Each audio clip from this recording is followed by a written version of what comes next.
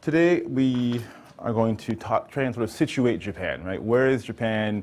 What does Japan look like as a geographical entity? And use that as a baseline for the rest of the semester.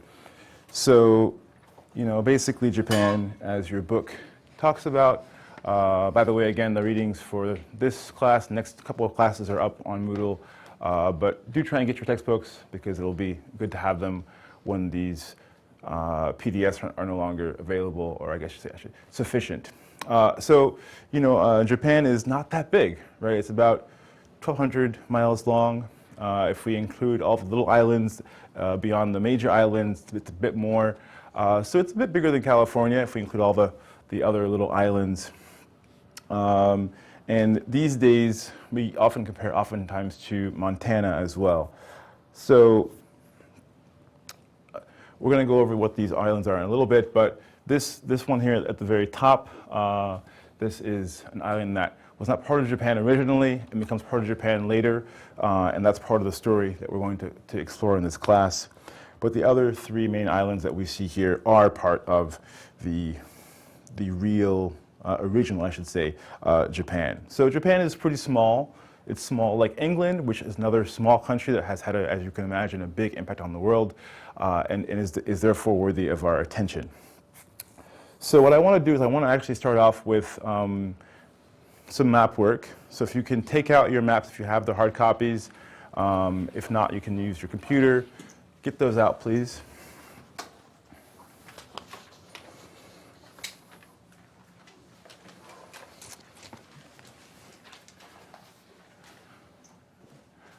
Okay, I'm going to ask you guys to work in groups. So basically a table is a group, okay? So like U4 group, 4, yeah. In the back, that's kind of a big group. That's fine. You guys can all work together. So your task is going to be, first of all, to get acquainted, introduce yourselves, tell each other your names, where you're from, what your major is, and then I'm going to give you a geography term from the quiz, and then make sure you all agree on what the right answer is for where this is on the map, and then I'll use my map that I have up here to go through these different spots. Okay? Is that clear? All right, so get acquainted, and I'll give you terms. You can start now.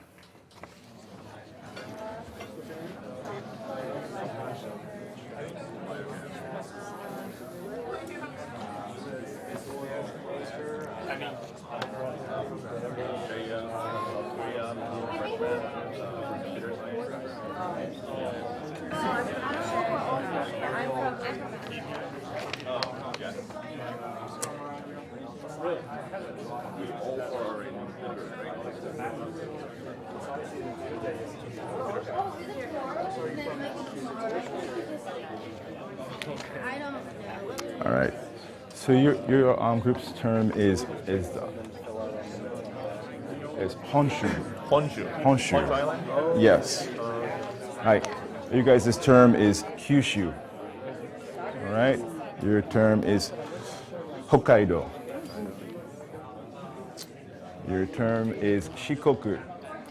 Shikoku. Okay. You guys can do Tokyo. All right. All right. So, I was looking at this last night and it said September 9th. So mine's obviously not done. It's just supposed to tomorrow. Can I still get partial credit? Yeah, that's fine. That's no problem.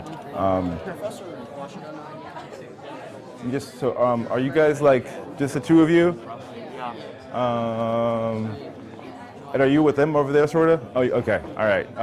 So can you guys all sort of just because four of you get acquainted, and then can you guys all identify the location of the city of Kyoto? Okay. Yes. Just an interesting question. I always thought Okinawa was its own, wasn't considered one of the main islands of Japan. I thought it was the four main. It's not a main island, but it's part of Japan. It's part of Japan. But not a main island, yeah. You're right there. So you guys can do Osaka. Osaka? Yeah. All right. And you guys can do, let's let's have you guys do Hiroshima. Okay?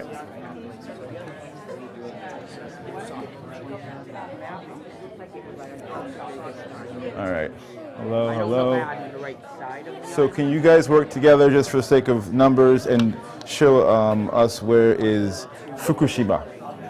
Okay? All right. And you guys, as of the four of you, sorry, can you guys, when I ask you to help me find the Kansai plain? Okay?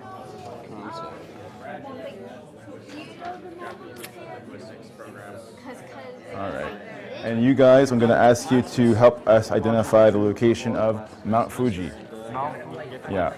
Okay. I put it like over here, like you, but I don't really. Oh, yeah, I did not add that one yet.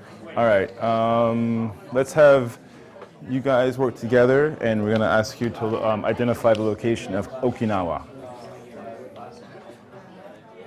Okay? And I'm actually out of terms, but we'll find ways next time for you guys to like participate.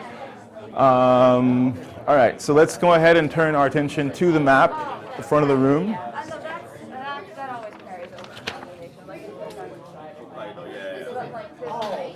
combination. Like, No. I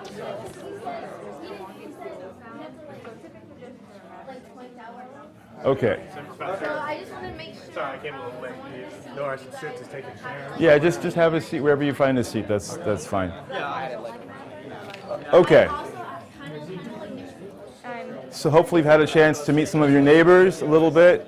We'll do more in this class. We'll do some more group work, throughout the semester. So, try and be cordial. Try and say hi to your neighbors.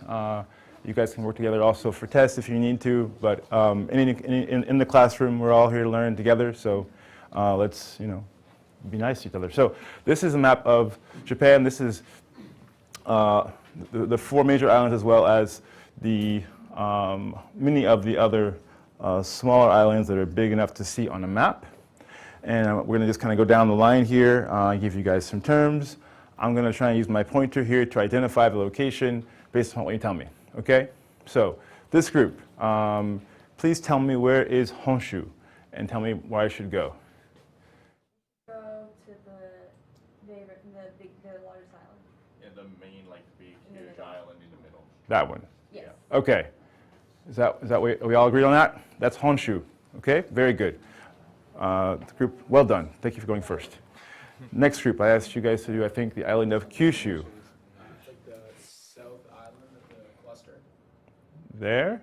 One more down. Down here. Okay, good. Little trick there. Very well done. Yeah, good. And you guys? Kaido is the northernmost island. Okay. Hokkaido, not part of Japan until 1869, right? So this is one of the important stories of Japan's imperial, sort of early imperial endeavors. Very cool. This table. It's like the one that's. Well, you have to tell us the name. I'm okay. It's Shikoku. Perfect. Yeah, Shikoku. It's like the smaller one that's right below Honshu. Okay. Very good. So we've hit all the four major islands now, right? Thank you very much. Well pronounced. This group in the back. What did I ask you to identify? I forgot. Tokyo? Yeah. Okay.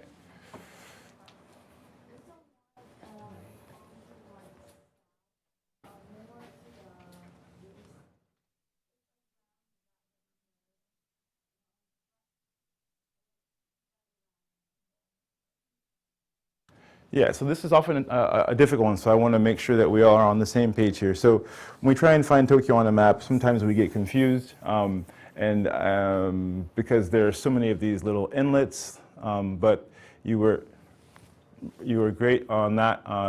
It's in here, right? And part of why this city, Tokyo, becomes the capital, and part of why it is so prosperous is because of its location in this bay that's quite protected, right? So it's worth noting that. All right, in the back, I asked you guys to do Kyoto. All right, so where is Kyoto on my map here? Right in the middle and then go southwest. Southwest, okay. And about there. Very good. All right, let's find next Osaka.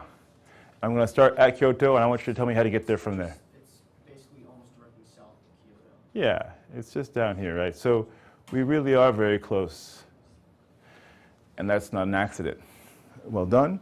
Now let's do Hiroshima. That's, I think, you guys here. Hiroshima Oh, yeah. is just north of like that first bump on Shikoku. Yeah, it's up here, right, Hiroshima. No, it's further west Uh-huh. and south. Further south. Should I stop? No, it's further south. Further south? Okay. To the southeast. Southeast. That'll be over here. Yeah, around there. Okay. So Hiroshima is way over here. As you can see, not actually the center of old Japan or new Japan, but very important for reasons that you probably already have begun to understand from your knowledge of U.S. history, etc. Thank you for that. All right, let's do Fukushima.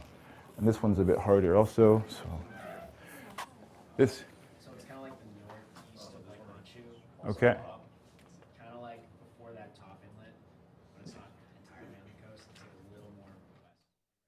Yeah. So this is, and you did well to call this Northeast Japan, right? This is a part of Japan that is kind of abandoned, and it's very agricultural, and it's a place that is oftentimes sort of passed over, kind of like, I don't know, the U.S., like the Midwest, or an area where people sort of don't go there between these big cities, right? And it's also where they begin to place nuclear power plants, for example, and things that people don't want to have close to their big cities. So we'll see this city showing up a lot in our history, in this whole zone here of the Tohoku, or Northeast Japan, in that same scenario. Thank you. This group, I asked you guys to identify the Kansai Plain. So where is that? The Kansai Plain is sort of in the bottom part of like the Honshu banana. Yeah, right. I'm going to keep that one, Honshu Banana, yeah. Okay, down here, maybe? Yeah? Yeah. Good, right. So this area here is the Honshu Plain. Sorry, the Kansai Plain. Very good. All right. And where is the Kanto Plain? Is that what I asked you guys to do? Mount Fuji. Mount Fuji, okay. Fuji. Mount Fuji. So where's Mount Fuji? We said that's like a little bit west of like Tokyo, kind of somewhere around that area. Yeah, it's Over there. up in here, yeah. So kind of a nice short trip from Tokyo. You can see it from places in Tokyo. Well, you used to be able to see it from Tokyo, but not in Tokyo. Very good. I didn't give you guys a chance to do one. Do you in the back, like there's like 8 or 10 of you back there, do you know where the Kanto Plain is? Like a little region above Tokyo, like a whole region above Tokyo. Yeah. Little tiny. It's the plain in which Tokyo is located. Yeah, definitely. Thank you. All right. And then you here, I think I asked you guys to identify Okinawa. That's right. All right, where's Okinawa? It's the group of islands, the southmost group of islands, like the really small ones at the bottom. Down here? All of them. I think there's the prefecture down. Yeah, so it's like mostly here, but these are all part of Japan. But this is where Naha, the capital Okinawa, is. So this is indeed, right, Okinawa, and we've hit all of our spots. So small country, very different geographies between up here where there's a lot of snow and mountains, and all the way down here where it's kind of a tropical climate most of the year and really humid and warm, and all that comes in between those two. So thank you for the exercise. going through those with me. I think that does everyone feel like they were able to answer to like fill in the map correctly based on Google or whatever, and that these answers match your answers? Okay, good. All right, so we're on the same page. So one of the things that I do that because I like to sort of figure out some things and where things are relative to one another. And what we can see here is that a lot of things in Japan have not been very, very far apart. And I'll get to that in a second. Mount Fuji back here, and then Tokyo, or Kyoto and Osaka, and the Kansai Plain, these kinds of things. And there's no accident here. So as you have read in the Gordon textbook, Japan is characterized as a, well, I can ask this question actually. What is the defining sort of topographical feature of Japan? And tell me your name again with an M, right? William, yeah. Oh, William, okay, all right. Well, isn't that I think in the reading it said over 2/3 of Japan's geographical landscape is mountainous. Okay, mountains, right? So mountains define Japan. And this is hugely important. I kind of want to ask you why, right? Like, I mean, why is it, I mean, who cares that it's mountainous? You can go skiing, if you want a lot in, all through here. You can go skiing up here a lot too, but why is that important? And if we can just keep doing first names for a while, so I get your names right, that would be good. I think your name's Andre, right? Yeah. They kind of like push a lot of people out to the coast, and like it influenced the development of the culture with like how they grow rice and everything. Okay, so culturally speaking, right, this is a key basis for how Japanese choose to do agriculture, but also, and very importantly, people in Japan, it's actually not a tiny country, right?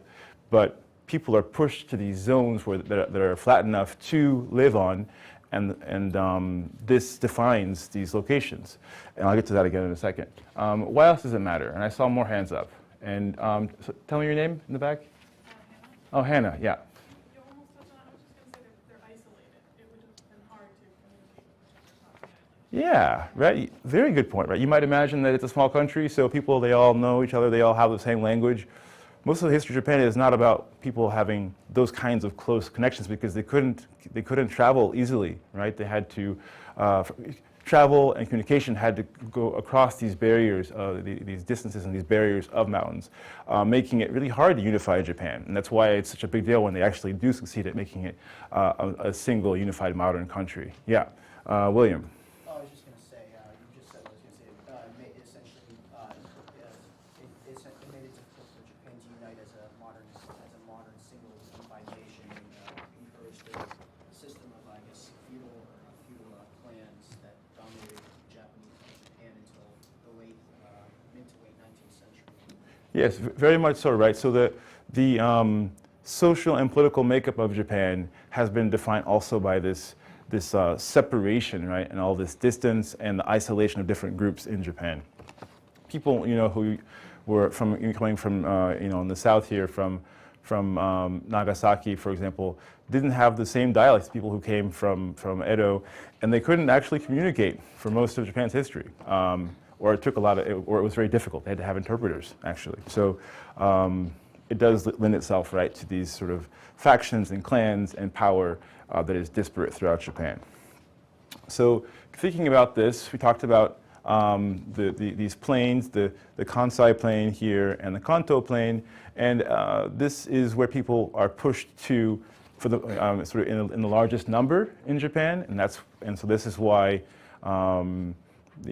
politically, economically, these have been the centers of power in Japan. So here we have the one in which Kyoto and Osaka and Kobe today are located, and then up there we have Tokyo and Yokohama. We talked about mountains a lot.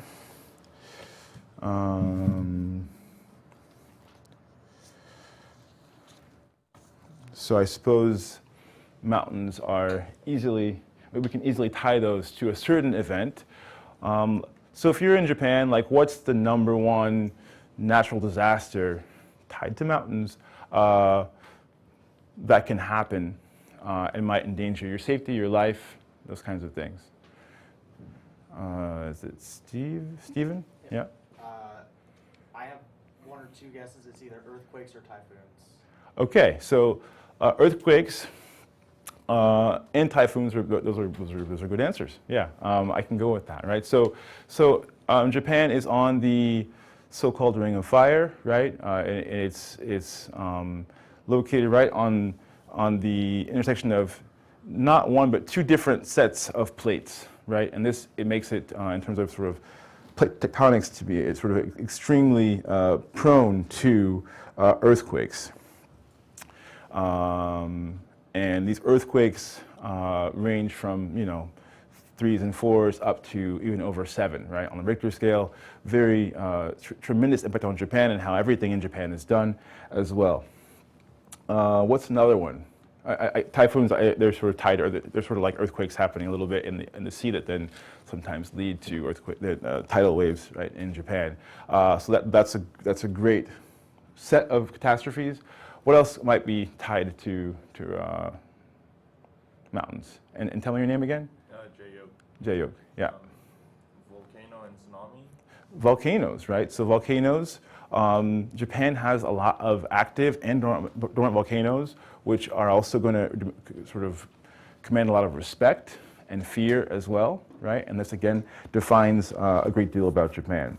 They've had, as the book says, over 1,300 eruptions since the 6th century, and more in terms of the number and the magnitude than anywhere else in the world. So little islands, little island nation with so much sort of going against it. So what's interesting for me is thinking about, I'm not sure why this is there, but we can see all the different cities together, and we can see this is the Kansai Plain, and up here we have Kanto Plain.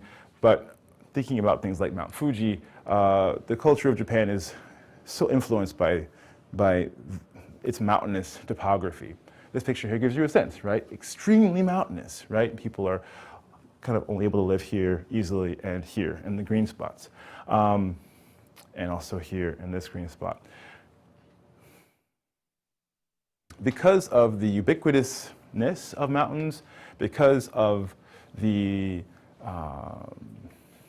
amount of danger that they represent, and the sort of pervasive and sort of unescapable nature of this danger, they're extremely important in Japanese culture, mountains as a whole. So I wanted to ask you, okay, so you live in a country that has volcanoes that erupt, or that have already erupted. You have earthquakes, you have tsunamis. How can a people deal with all of this uncertainty, all of this danger? What are strategies that they could use to still be able to live, right, and thrive even on this archipelago? Yeah, tell me your name also. Kiko. Yeah, religion. Okay.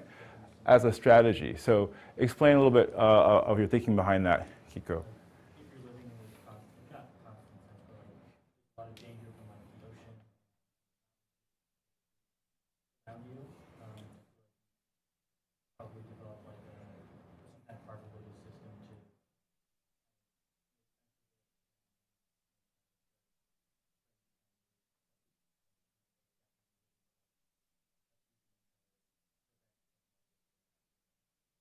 So well put, right? I'm a historian of religion, so I think your answer is spot on, right? So the Japanese have turned to religion as a way to make sense of, as you said, but also try to seek safety and to appease the forces that might be causing all of this disaster, right?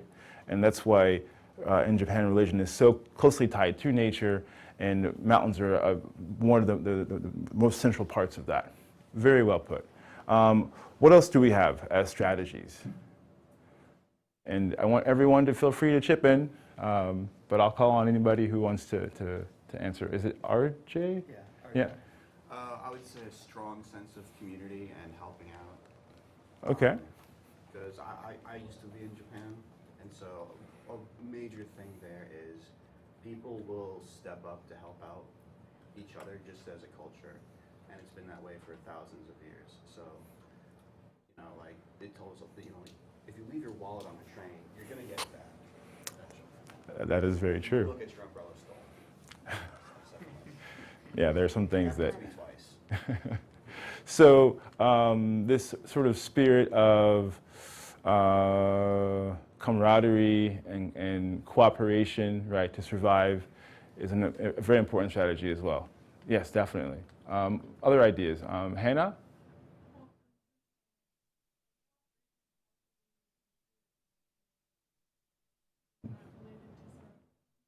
Nationalism. Yeah. I would say yeah, but I would also say that most of the nationalism sort of comes about late in Japan's history, the awareness of being part of the same nation.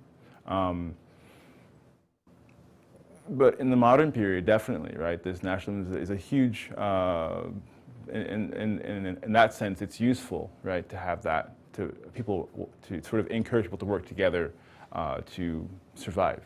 So I can go with that. And me, I can spell part of your name, but I can call you Mais for now? Okay. Yeah. I know, like, there's a lot of rebuilding, so the architecture. Miss Helda, yeah, sorry. The architecture is, like, the way it's designed is, so their buildings are more resistant to earthquakes, and, like, there were a lot of fires at some point, so they had, like,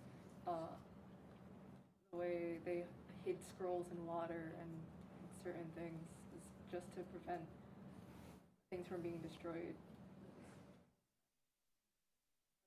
Explaining it right now, but they're like. But that's fantastic, right? So the Japanese have been building earthquake and fireproof buildings for over 2,000 years. They don't always succeed, but they've been trying to, right? And they've also been building in ways that are easy to rebuild. So things are going to burn down, but they keep things simple so that it's easy to then afterwards rebuild these same structures without having to invest the money and time to build something that's going to be sort of monumental. So big points there. And I like the story that you mentioned, right, of using water to store scrolls. Yeah.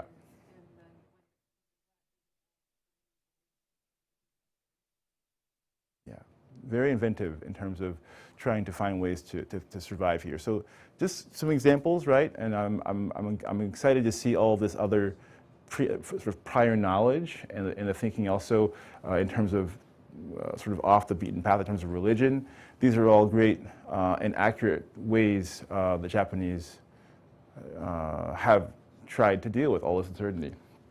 And I want to dive into a few of those here. Mount Fuji is a sacred mountain, it's a holy mountain, and it is not just the sort of object of worship for a cult, but it's one of the sort of sacred Shinto mountains, sacred mountains in Shinto. And this, we can see it sort of very often depicted because of this religious significance for Mount Fuji. And I thought I would just show you some images as well, because the Japanese have kept good records, and they also have lots of images that show us all these disasters. So it's not like we just heard about it or read about it. We can see again and again these images of disaster. This is the Ansei earthquake in what is today Tokyo, and Edo before and after. Oftentimes combining the danger of earthquakes with the danger of fire or flooding, depending upon the location, compounding these disasters. And as you mentioned, right, religion is again so key to the history and culture of Japan. So I want to take a second and talk about that. Shinto is a religion that at its foundation is about how humans interact with the natural environment, right? And you'll see some of these terms. I want to give them to you here so that as you come across them more in your reading, you'll know what they mean. The first is that it's a religion of kami worship. The worship of kami, this is the character for kami, but the word kami also means up, right, which is this character here, pronounced also kami. So it really is not the worship of gods per se. They are sort of sometimes we talk about kami as spiritual entities or spirits, but very often scholars avoid using the word gods because it doesn't quite match up. And when Shinto practitioners worship kami, who are, for example, in the form of a mountain or a river or natural phenomena, then they are giving this sort of structure or for us, an inanimate object, a spiritual life that then can impact their own lives typically as well. But kami can also be ancestors, can become kami, for example. And I want to tell you a story about one kami who I think is very interesting and sort of shows us the kinds of people that can become kami and the tie between kami worship and the natural world. So there was a scholar named Sugawara Michizane, who was a Confucian scholar in the late 800s. And basically he was important. He was part of the board of advisors for the imperial court, so very well appreciated and established figure.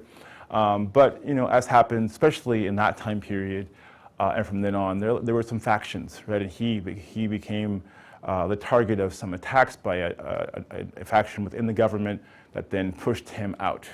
And then he had to go into exile down in Dazaifu, which is close to Fukuoka, which is northwest part of Kyushu. A place that was a no man's land. He cried having to go. His sleeves were wet from all the tears. And he's very sad. And he died in exile at Dazaifu. Right, the week of his death, the capital, Kyoto, was struck by a number of tragedies. There were 2 deaths in the imperial family, and there were also enormous storms, and then a fire broke out. All these events, right? How do we make sense, as you said, Kiko, of this catastrophe, right? And at the court, they discussed it, and they realized that they had just heard about the death of Sugawara Michizane, and they realized that it was his kami that was exacting some sort of revenge, right, on the government for exiling him. And so they established right away a shrine to welcome the kami, or the spirit of this figure, and to appease him. That kami's most common name is Tenjin. So if you see Tenjin in Japan, this is usually a shrine to this particular kami. And it is true that apparently after appeasing this kami sufficiently, these disasters did stop happening. So just a little, sort of trip back 1,000 years to see kami and kami creation in practice. This is the fury of Tenjin, but I won't go into that anymore. I also want to mention another idea, the idea of purity, or harai. And this is a key idea in Shinto, the separation of the pure from the impure. Yes, Hannah.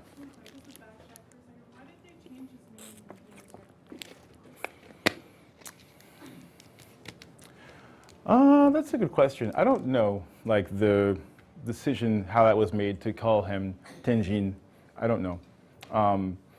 And there are a few others who also have names that become simplified. Tenjin sort of just means it's the character for heaven and for man. So it's not a really interesting kanji combination. So that's a great question. I have no idea. We can talk about harai a little bit, and this is that the pure and impure must be separated, right? And that the individual, the family, the government, the state as a whole, the country, and the universe is all maintained by the balance of pure and impure. We need impure things, people who who tan hides to make leather, that's a ritually impure activity, but we need it because we need to have our horses saddled, etc. So we need to have a way to have this ritually impure practice be possible, but not contaminating the water for the city.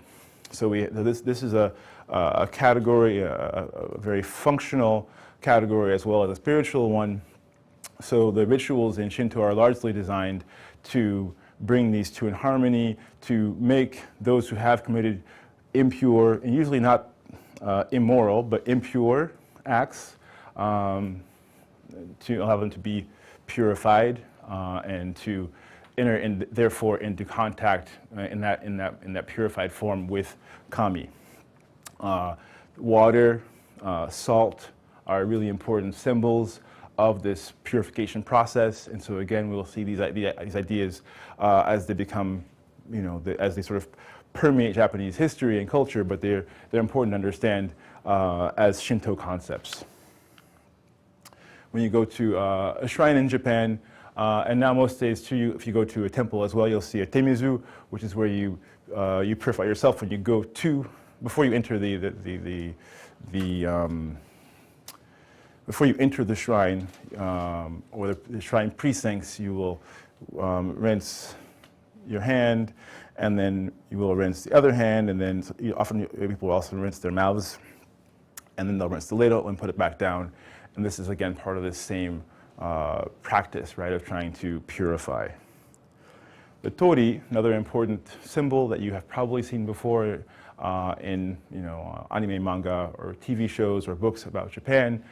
This separates the mundane or worldly from the precinct of the sacred, which is the other side of the tori, and the nawa or the rope that is on the tori is also a symbol, usually are also used in places that don't have tori to separate these two spaces. So again, Shinto is about separation, right, and balance in large part. I guess I'll also mention that Shinto is also about bringing people together to celebrate, to make the bonds of the local community stronger. And this is a matsuri, or a festival, where they carry the kami in a little shrine house that they carry during the festival. And these are some of my favorite events in Japan, called matsuri. And it's been going on for a long time. We now also understand these are really important for neighborhood identity, for raising money for neighborhoods, not just for shrines, and also for making cities as a whole sort of be able to thrive. Local businesses also invest in these events, and they've been going on for a long time as well. This is one that I took part in a long time ago when I was about your age in Fukuoka. Another one where the different kami are carried throughout the streets of Fukuoka. Okay. We mentioned Ise Shrine last time. This is the Imperial Shrine. What I will just say about that briefly is that this is the shrine that the Imperial family, it's their tutelary shrine. There were lots of different groups vying for power when Japan was becoming more and more, when the ruling family that is in power now in Japan was able to become the ruling family, and their tutelary kami is the sun goddess, whose name is Amaterasu, and this is her shrine, her main shrine. There were other competing ones for different families, but because they won with fighting and also with strategy around 600 in the Common Era, this is the most important imperial shrine in Japan, and it still is there today. And it's also located in the Kansai plain.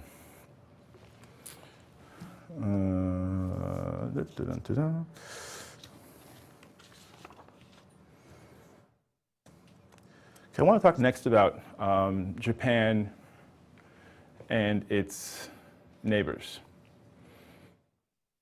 because for all that Japan is isolated and by itself with all the mountains and all those things, it's not by itself in the world.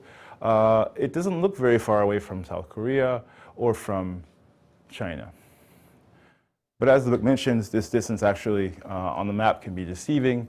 There's over 100 miles, right, between South Korea and Japan, and 500 between China and Japan. So this distance has been really important because it allows Japan and also the continent the ability, right, to go and exchange information, to borrow technology, to, if need be, wage war. But you really have to want to go, right?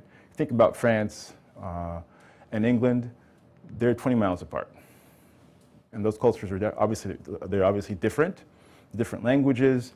As I sometimes emphasize, you know, the one, we still have a living monarch, the other, the monarch was treated less well, right? But these cultures are different despite being so close, right? In terms of the water that separates them. And Japan and Korea are obviously much further apart and therefore much more different. So again, you can choose to go, but you have to really want to go. And so the Japanese have been able really to borrow technology from the continent for the almost past 2,000 years, but very selectively, right? And so much comes from the continent through what is today South Korea. And this is really an amazing part of the pre-modern history of Japan that I talk about in my other class that we have to sort of know to begin studying early modern and modern Japan. So, for example, we talked about rice paddies. I think that was you, Andre, I think, right? As a way to use, despite having mountainous terrain or hilly terrain, being able to grow rice. And the taue we see here in Japan, this is a staple of Japanese culture in the diet and also in the lifestyle. It comes from China. The writing, we talked about that briefly last class as well. The writing in Japan comes from Chinese writing, and it's gone through some different permutations, but at its base, even the characters that are simplified just to represent sounds, like a syllabary, those also come from China. So all of this is an import that came with things like pottery and Buddhism from China as well. Speaking of Buddhism, Buddhism comes also from China, as does Confucianism. I don't want to go into too much detail about that because it could be a very long story, but as you may or may not know,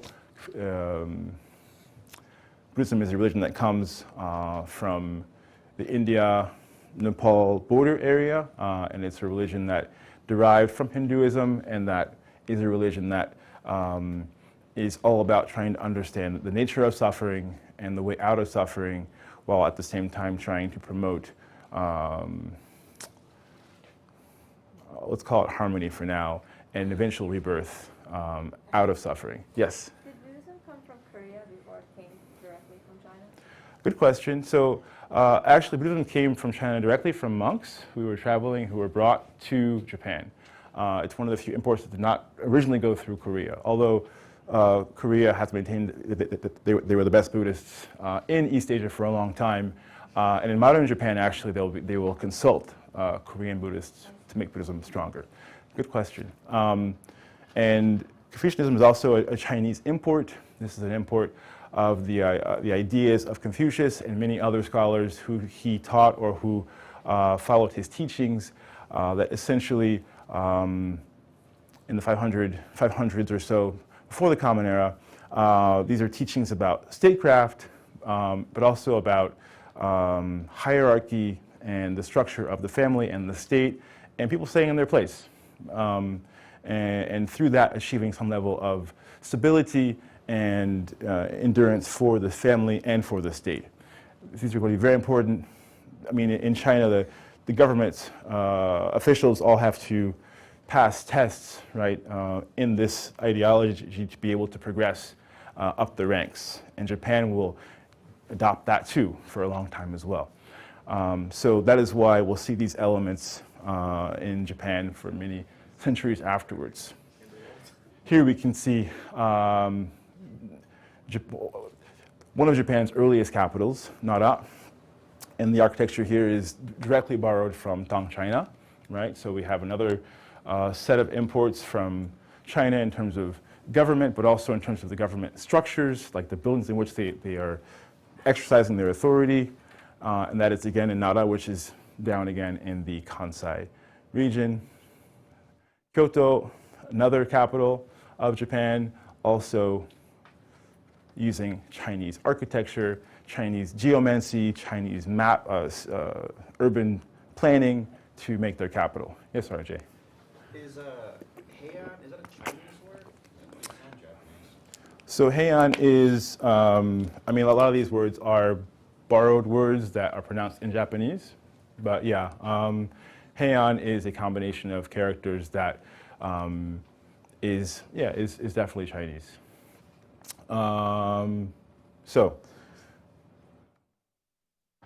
I guess I wanted to mention this, so I'll mention it briefly. So Japan's native religion of Shinto existed before Buddhism shows up. And for most of Japan's history, these two religions have sort of coexisted together, right? Kami, as Buddhism was more and more popular in Japan, the Japanese found ways to make these two religions work together. Kami got Buddhist names as Buddhist figures, Buddhist bodhisattvas, shrines and temples worked together, and sometimes shrines borrowed money from temples. They worked very closely together, and they were oftentimes built